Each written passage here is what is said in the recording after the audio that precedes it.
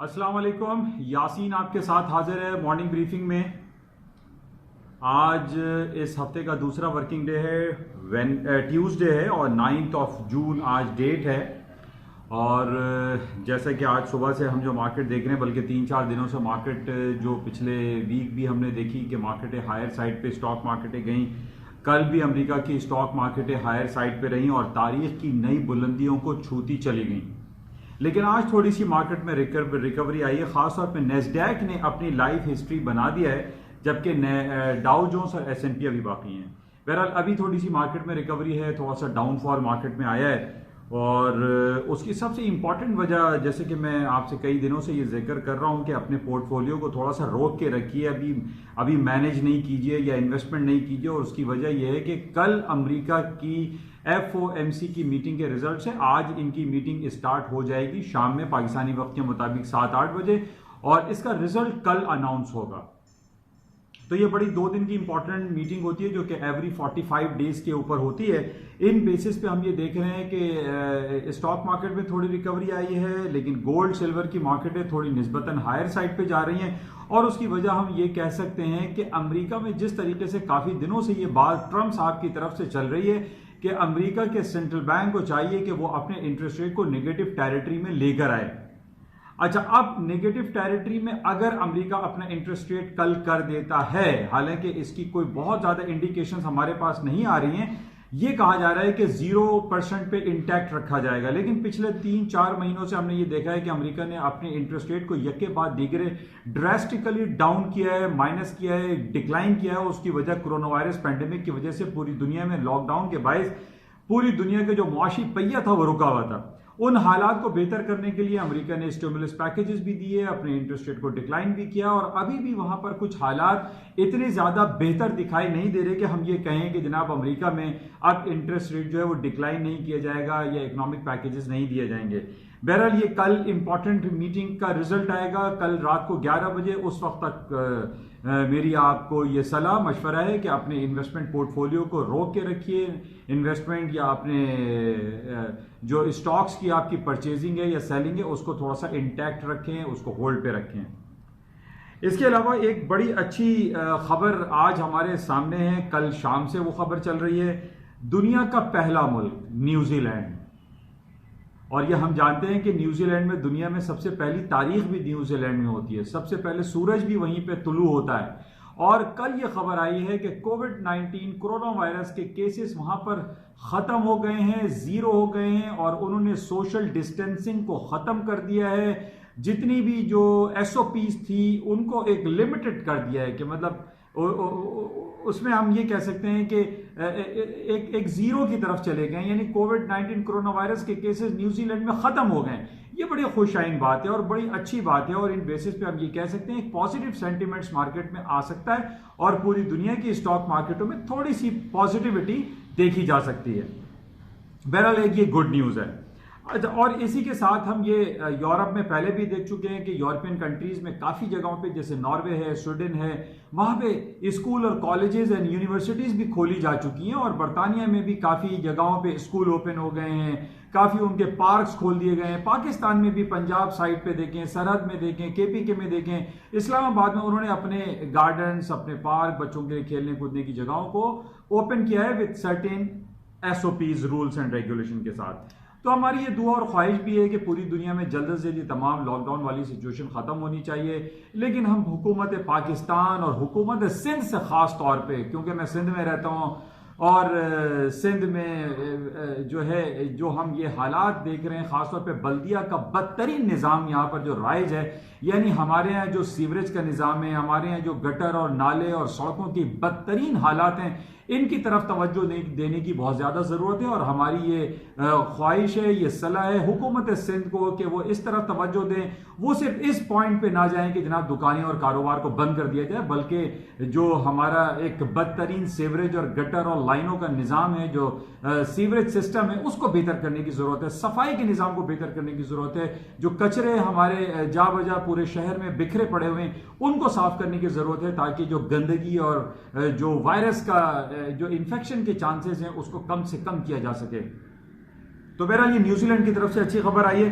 कि उन्होंने रीओपन कर दिया और बहुत सारी यूरोप कंट्रीज में हम ये देख रहे हैं कि कोरोना वायरस के बाद रीओपनिंग का सिलसिला जारी है और इसी वजह से हम ये देख रहे हैं कि पूरी दुनिया की स्टॉक मार्केटों में निस्बतन पॉजिटिविटी दिखाई दे रही है और हालात बेहतर की तरफ जा रहे हैं। और इसमें मुंह बोलता सबूत है कि नेस्डैक अमेरिका का जो एक स्ट्रीमलाइन इंडेक्स है उसने तारीख में नई जो रकम कर दी है, एक नया बाब रकम कर दिया है और अपने हाईज पे मार्केटें खड़ी हुई हैं। अच्छा, इसके साथ ही गोल्ड की कीमतों में आज हम इजाफा देख रहे हैं।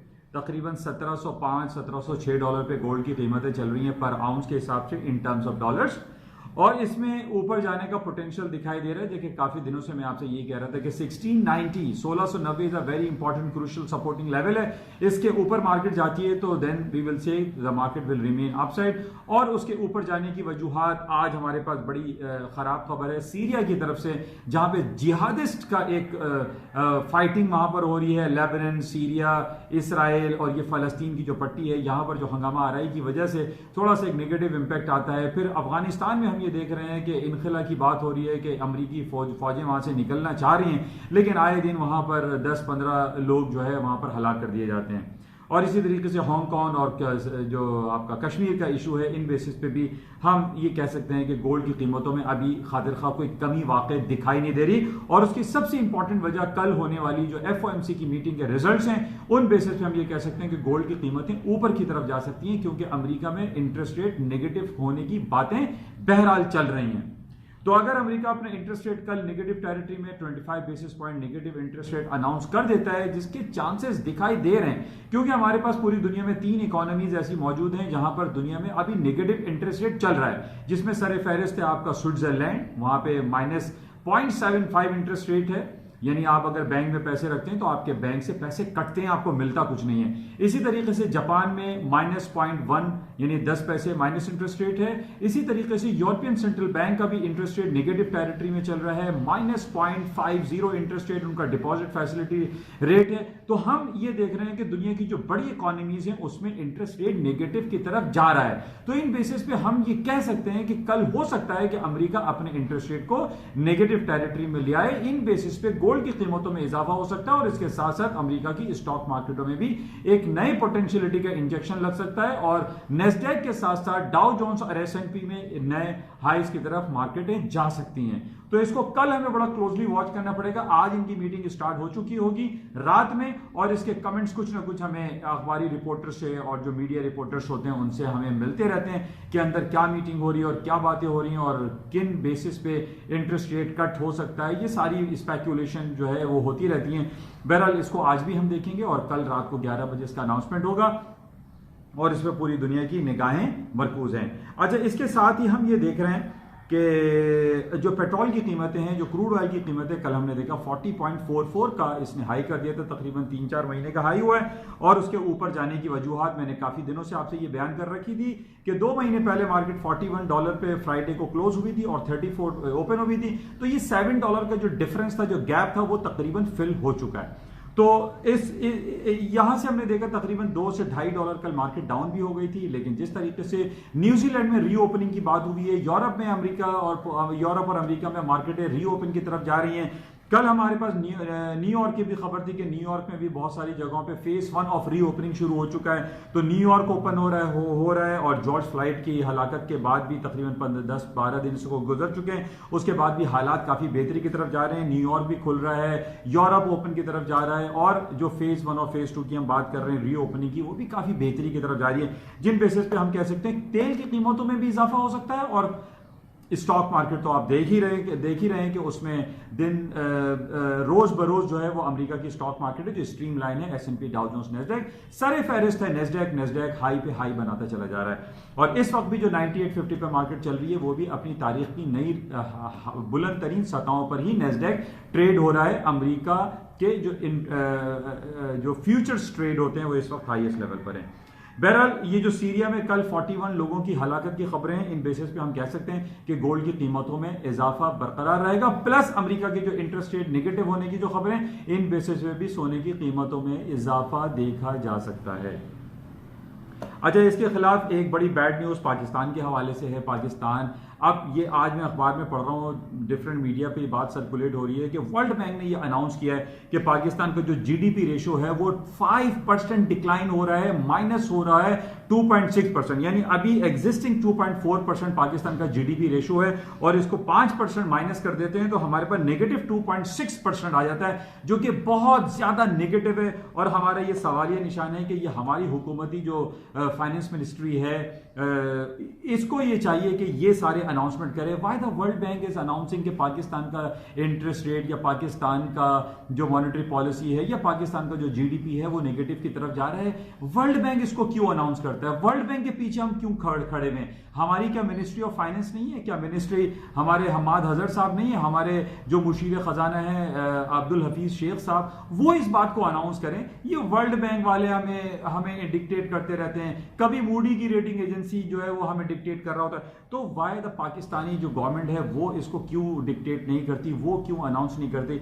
ये वर्ल्ड बैंक की तरफ से अनाउंस होना ये मेरा बहुत बड़ा सवालिया निशान है कि वर्ल्ड बैंक अनाउंस क्यों कर रहा है। ये पाकिस्तान की मिनिस्ट्री को अनाउंस करना चाहिए और इससे एक नेगेटिव इंप्रेशन जाता है पूरी दुनिया में कि पाकिस्तान का जीडीपी रेशियो 5% डिक्लाइन कर रहा है। यानी अब एग्जिस्टिंग जो हो जाएगा वो -2.6% होगा, जो कि बहुत ज्यादा नेगेटिव है। ये हमारी मिनिस्ट्री को सोचना चाहिए, ये वर्ल्ड बैंक को नहीं सोचना चाहिए।